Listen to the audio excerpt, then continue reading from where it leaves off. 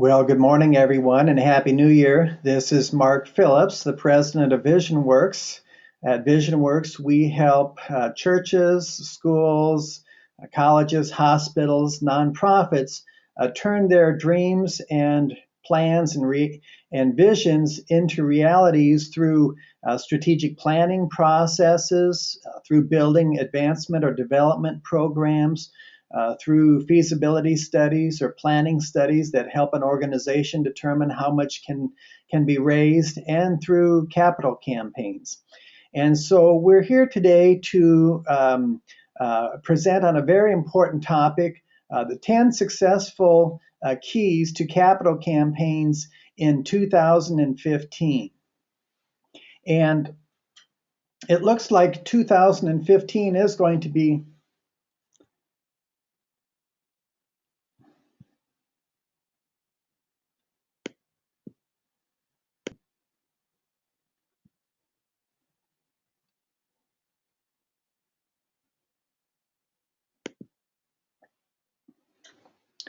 Well, good morning, everyone. This is Mark Phillips with VisionWorks.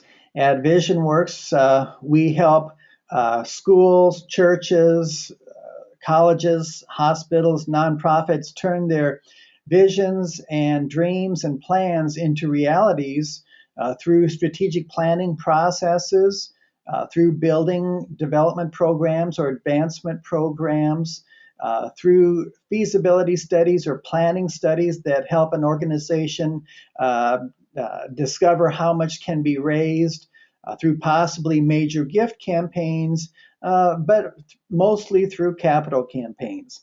And so our presentation this morning is on the 10 keys to successful capital campaigns in 2015.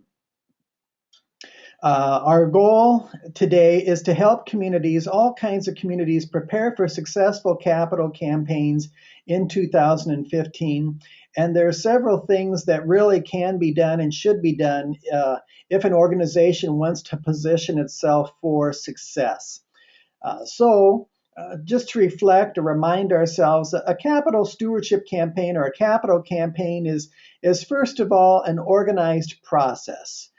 We start out with a vision or a dream, a set of projects, a set of goals, and we're going to mobilize then leaders and members of the organization, leaders to help present the capital campaign, and we're going to communicate then to the members of the organization, and we're going to communicate a compelling and urgent vision to all the members of the community, whether they're going to be top donors or mid-tier donors or all the membership. And we're going to ask then everyone to consider an appropriate response for them. Usually the vision and the financial goal that's set is going to be realistic but challenging, and it's going to require some stretching to accomplish. So that's what a capital campaign basically is. And in 2015, we're seeing some very positive signs. The economic growth is the best that it's been since 2007. In late 2014, it looked like annual growth was going to be about 5% a year, but it's not going to be that high. It'll be more like 3 or 3+% a year or this year. The employment numbers continue to rise, which is good news. The wages will be rising over 2015. The stock market is at the highest point that it's ever been. And probably most importantly, as people do polls, 47% of the people feel this year that they are better off, that they're more well off than they were in the previous year. And that's compared to 28% in 2014. And so that sense of well-being or that feeling that people are well off or better off is so important. Truthfully, though, I can also say that I have done many campaigns over the years, 275 plus. And I had one executive say, there's never a great time to run a campaign, so let's run one anyway. But the second thing is, in 2008, if we all remember back to the craziness that was going on, the fall, the stock market that was falling, I had some of the best campaigns that I ever had during all of that. And so people really focus on the organizations that are most important to them. And so even when times are tough, organizations can run very successful campaigns. But in 2015, overall, we're seeing many, many positive signs that this is going to be probably the best year in 7 to 10 years to run a capital campaign. A question that organizations, churches, schools, colleges, hospitals, nonprofits always have is, how much can we raise? This is our vision. These are our plans. These are our goals. How much can we raise toward what we need? And the answer basically is it always depends. Usually, an organization, a church should be able to raise 2 to 3 times its yearly giving, its yearly Sunday giving. A school should be able to run 2 to 3 times its yearly giving. Most organizations can raise 2 to 3 times its yearly giving, but some go higher. Some can raise 4 times, 5 times, 6 times, 10 times. There have even been organizations that have raised 18 times their yearly giving. But it depends very much on the vision. And so, in order to more precisely figure out how much can be raised, we need to do what's called a feasibility study or planning study. And we'll talk about that in a little bit. But basically, that's a process where we interview the membership of an organization, and their responses are going to tell us more precisely what can be raised. So, absent a feasibility study, without having a feasibility study or planning study, generally an organization can raise 2.5 to 3 times its yearly giving. Now, we also know that there is a hierarchy or a list of things that inspire people, or that inspire people more and that inspire people less. And so, if an organization wants to build a new church or a new school or a new campus, you can raise 3 to 10 times your yearly giving. A lot of organizations, this is what we probably do the most of, a lot of organizations are 25, 40, 50, 60 years old, and they need to do a complete campus renovation. You can raise 1.5 to 3 times your yearly giving for a campus renovation.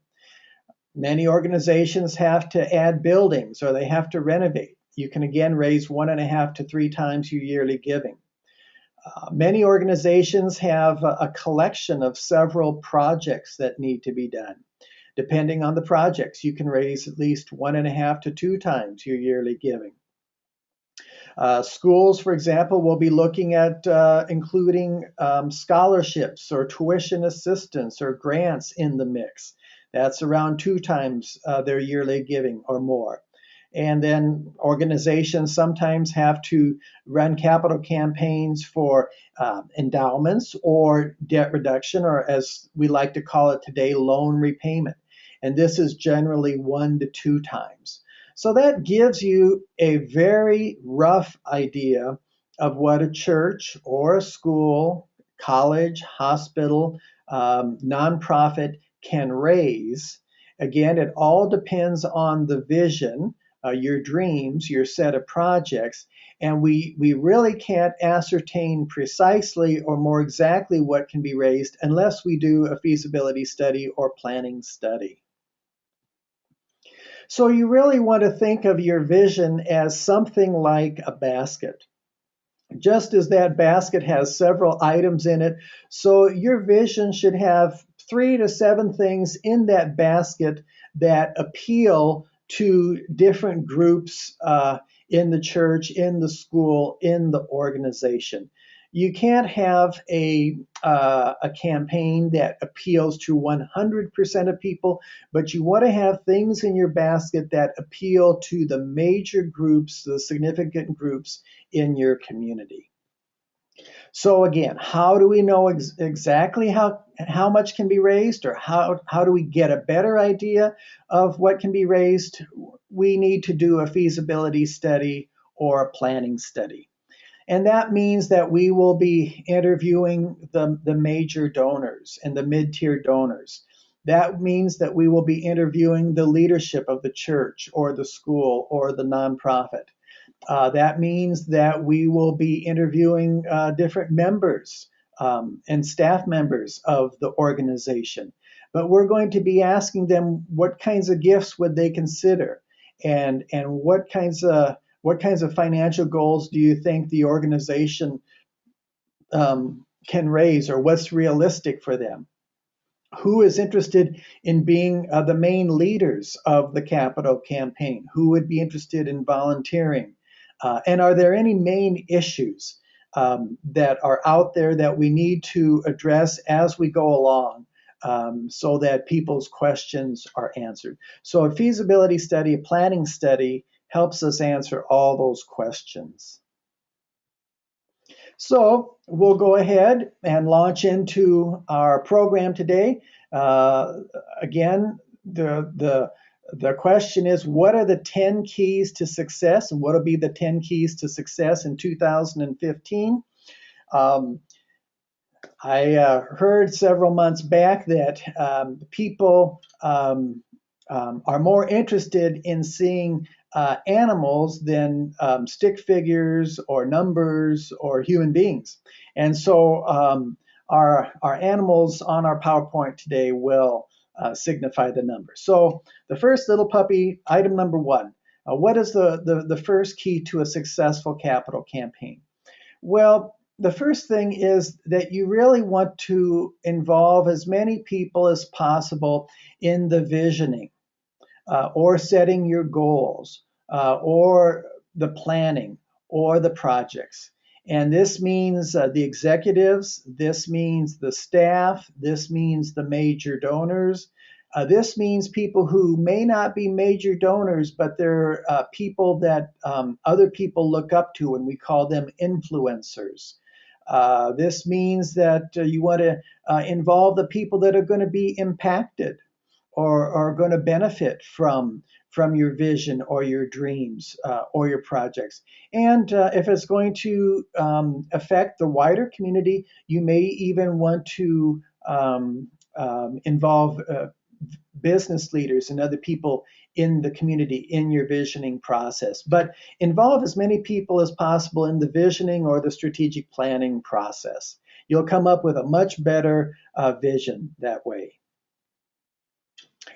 Secondly, if an organization is going to try to raise more than around 2.5 times its Sunday giving, such as a church, or yearly giving, such as a school or college or a hospital, then you really want to do a feasibility study. If you're going to try to raise more than 2.5 or 3 times, then an organization really should do a feasibility study. It becomes more critical for the reasons that I outlined above.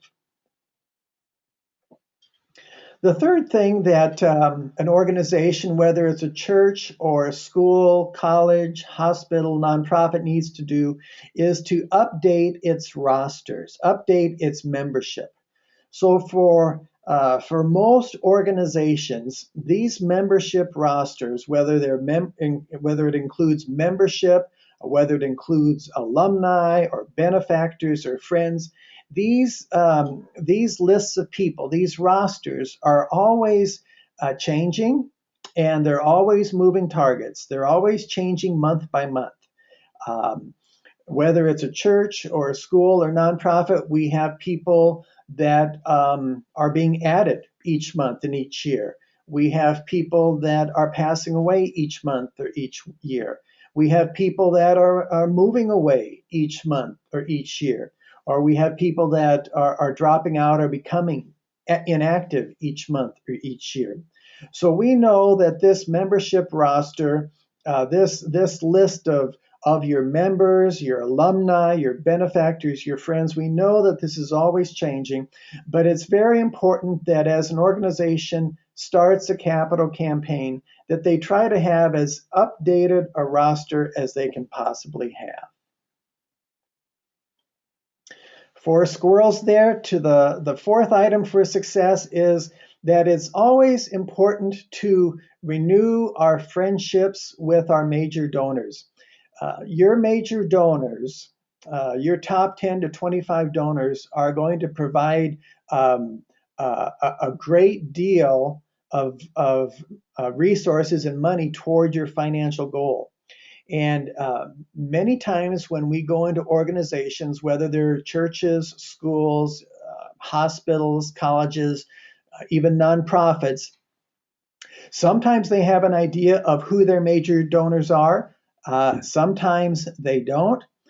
Sometimes they have good relationships with these major donors. Many times they don't. And so an organization needs to make a conscious effort to renew those friendships and relationships with your top 10, your top 25, your top 50, your top 100 donors or more. Because a lot of giving is based on relationships.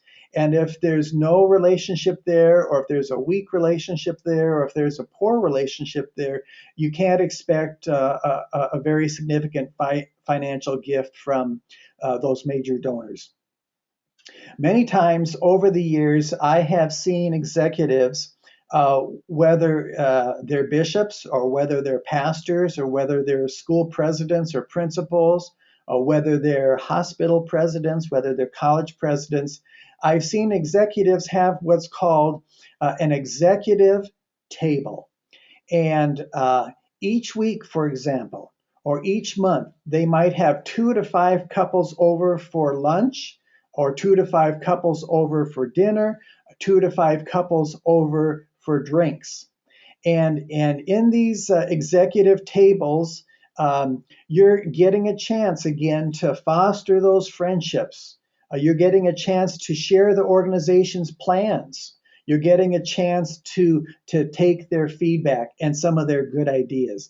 And so you want to renew the relationships that you have with the key people in your organization. And a great way to do that is through these executive tables, whether it's lunches, dinners, cocktails. Renew those friendships with your major donors. Fifth, an organization needs to make a capital campaign a priority, the priority, in fact.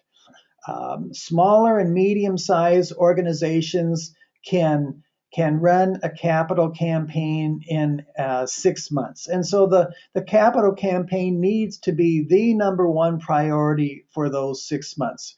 Larger organizations may need 9 months to 18 months and perhaps even more.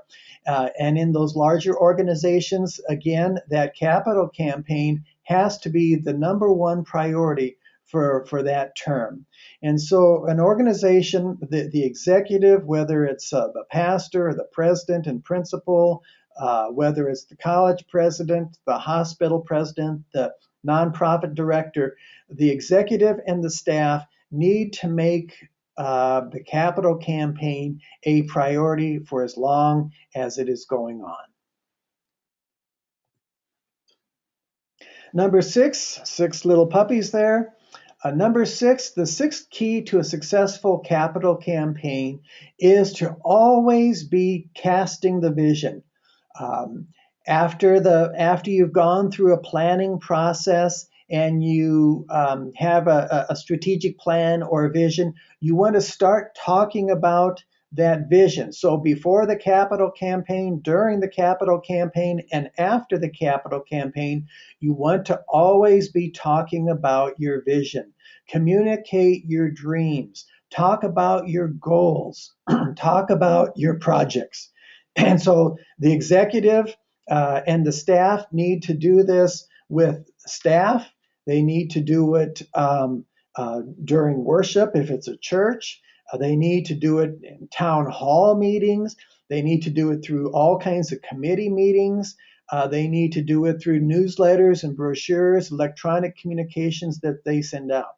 You always have to be talking about your vision, your dreams, your goals. And it's kind of a beautiful thing because over time, people will start to appropriate that and they will think that it's their own vision, their own dreams, and their own goals. But studies tell us that people need to be touched 12 to 24 times before they start to take you seriously and before they start to appropriate that vision or that dream or those goals. 12 to 24 times they have to be touched. And I know that sometimes the executives, the pastors, the principals, the presidents, the directors, the staff, even the steering committee of the capital campaign, I know at sometimes they feel like we've talked about this so much that people are tired of it. But I will guarantee you, when your capital campaign is over, uh, it invariably happens. You will have people come up to you and you will say, Pastor, Father, Principal, President, Director, Executive, what was this capital campaign all about? And you will think to yourself, we have been talking about this for 6 months, for 9 months, for 18 months. Where have you been? So you really can't communicate your vision enough.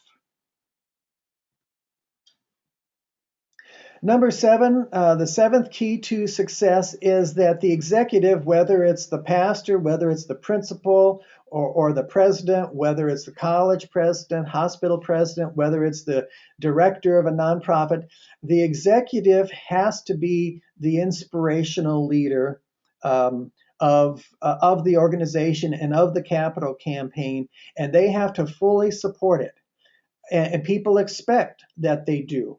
Now we will gain broader support in a moment, and we'll talk about that. But it has to start with the executive, whether you're pastor, principal, president, or director, and you have to fully support it.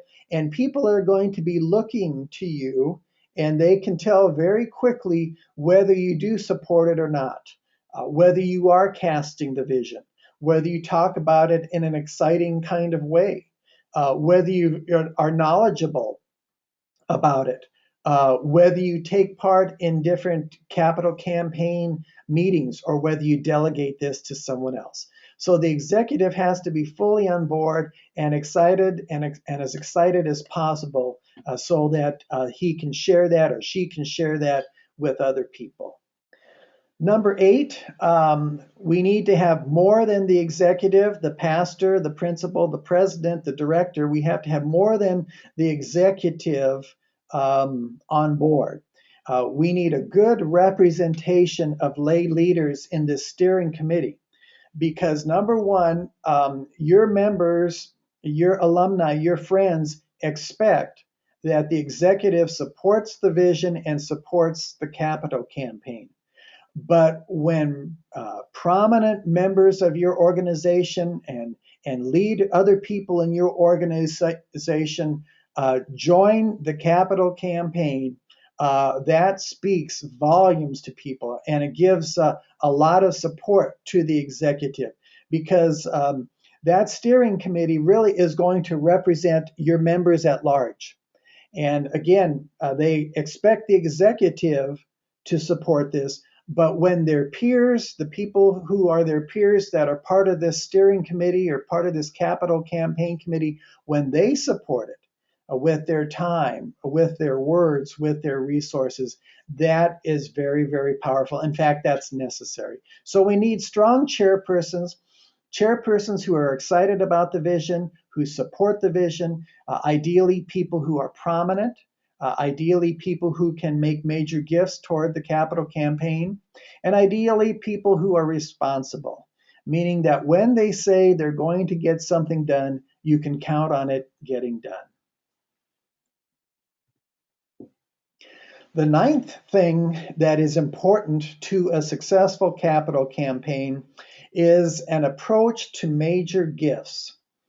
um, your first 10, 25, 50 donors are going to provide 35 to 50% of your financial goal or more. If an organization, say it's a church or a school, has a yearly income of $1 million a year, and they decide to try to go over $3 million in the capital campaign and raise $5 million, then that difference of $2 million has to come from the major donors. And so that's why if you set an even higher goal, then that higher goal is going to be very, very dependent upon the gifts of those major donors. So your top 10, 25, 50 people are going to provide at least 35 to 50% of your goal. And that's why you need good relationships with them. So if an organization, a church or a school, college, hospital, nonprofit, thinks that they're going to talk about their vision, thinks that they're going to send out some materials, and thinks that they're going to then just pass out commitment cards alone, your campaign will not reach its financial goal. You have to do an approach to the top tier donors. Then you have to approach the mid tier donors through parties and socials. And then you have to approach the whole organization. And so the top tier donors are going to, when you get that financial result and share that, are going to inspire the mid tier donors. And the top tier and the mid tier donors are going to, through their giving, inspire the rest of the members of the organization. But those top tier donors, those major gift donors, are going to provide at least 35 to 50% of your goal. And in fact, there's an old saying that goes something like this that will help you understand why you just can't have a vision, publicize it, and put out commitment cards. It goes something like this. The adage goes something like this. And basically, it is that for every dollar you can raise through a phone call, every dollar you can raise through a letter, you can raise $10 through a phone call, you can raise $25 through a party, and you can raise $50 through a personal visit. So these personal visits to these major donors, these top tier donors, are going to be very, very important. I was at an organization once. It was a wonderful organization, a very blue collar kind of membership. And they said, Mark, we want to build this new education center. This is very, very important to us, but we are a blue collar community. And if that adage that you mentioned is true, then we need to take as many people out of that party category, the $25 gift category, and we need to make as many possible personal visits to the major donors as we possibly can. And so they put together a team of 12 couples, and those 12 couples went to 76 of the top tier donors, the major donors, and this blue collar community shot the moon with their capital campaign. So you have to have a major gift approach, a major gift piece as part of your capital campaign if you hope to be successful and you hope to reach your financial goal. Lastly, 10 puppies there. Number 10, you want to give people as many opportunities to pledge as possible. So people may be approached for major gifts. If, for example, they can't make it to one of the major gift meetings, then you have to have parties, and they have to be invited to these mid-tier parties. And then perhaps if mid-tier people can't make it to one of the parties, then of course you have to have many, many letters and pledging opportunities with pledge cards. But you have to be giving people as many pledge opportunities as possible. Those pledge cards have to be passed around, and they have to be as plentiful as candy. And so you want to do major gifts approaches. And those are going to be personal visits, ideally. You want to have some parties, and then you want to have letters before commitment weekends, during commitment weekends, after commitment weekends, follow-up letters.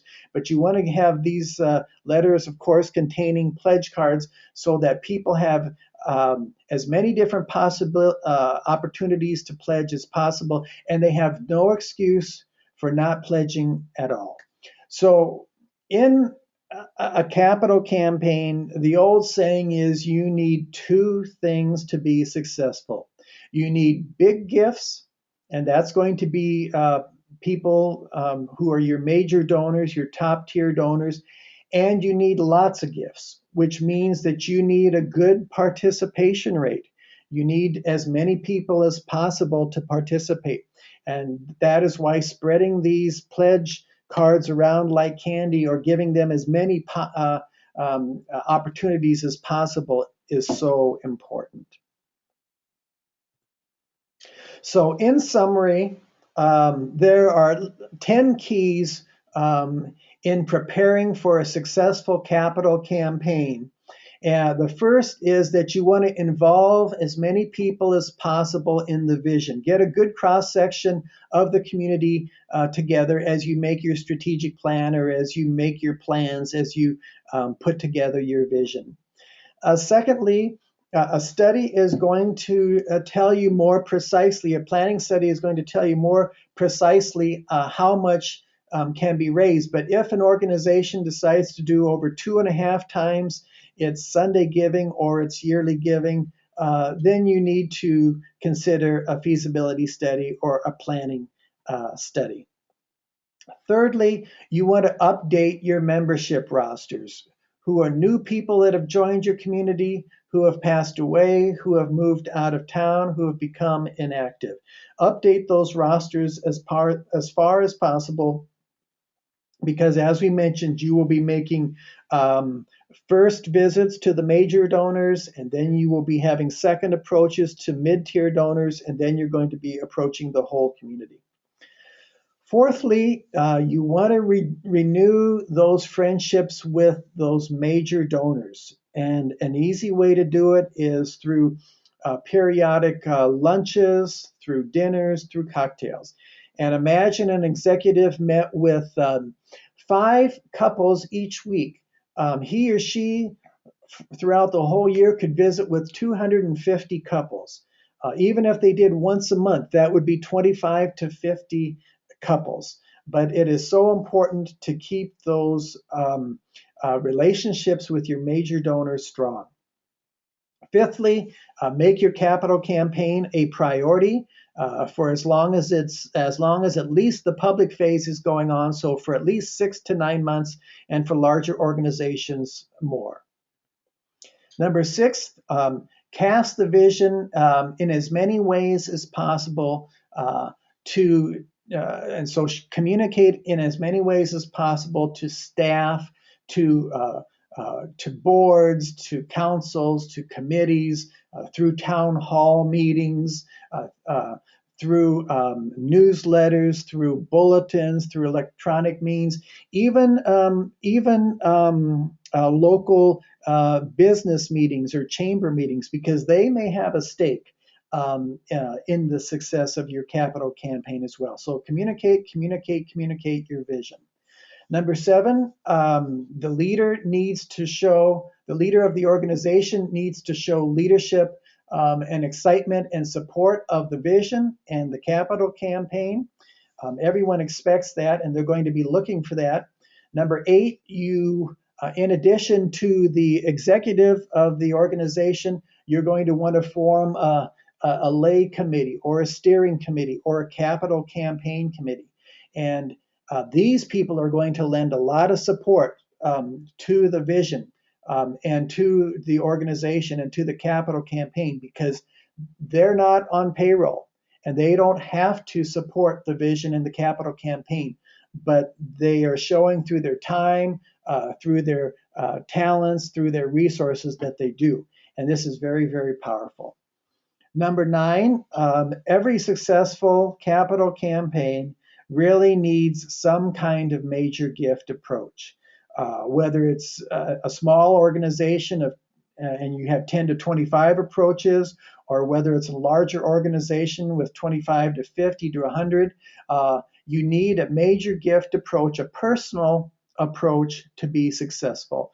And in fact, the more personal approaches you can make to people, the larger your financial result. It's not possible to visit everyone personally in an organization. You just don't have the manpower and the woman power to do that. But if you can visit 10 to 20% even of your organization, that is fantastic. Most organizations can't even visit 10 to 20%, but you have to visit at least 25 to 50 of the first donors to the campaign for personal visits. And then lastly, you want to give people as many pledging opportunities as possible. The major gifts people, the mid-tier people, and then all your membership, and then many times over the months, letters and pledge cards, so that there's no excuse for not filling out a pledge card. So these are the 10 keys to a successful capital campaign. It really is looking like 2015 is going to be a wonderful year for capital campaigns. From the interest that we're getting from different organizations, it looks like many organizations are gearing up with their strategic plans and their plans to run capital campaigns. And so 2015 is probably going to be the best year in the last 7 to 10 years to run a capital campaign, although you can run a capital campaign at any time successfully. I would say that if you are thinking about a capital campaign, that you contact professional counsel as soon as possible. There are things that a professional counsel, a professional company such as VisionWorks can do to help you do the right things in preparing for a capital campaign, a successful capital campaign.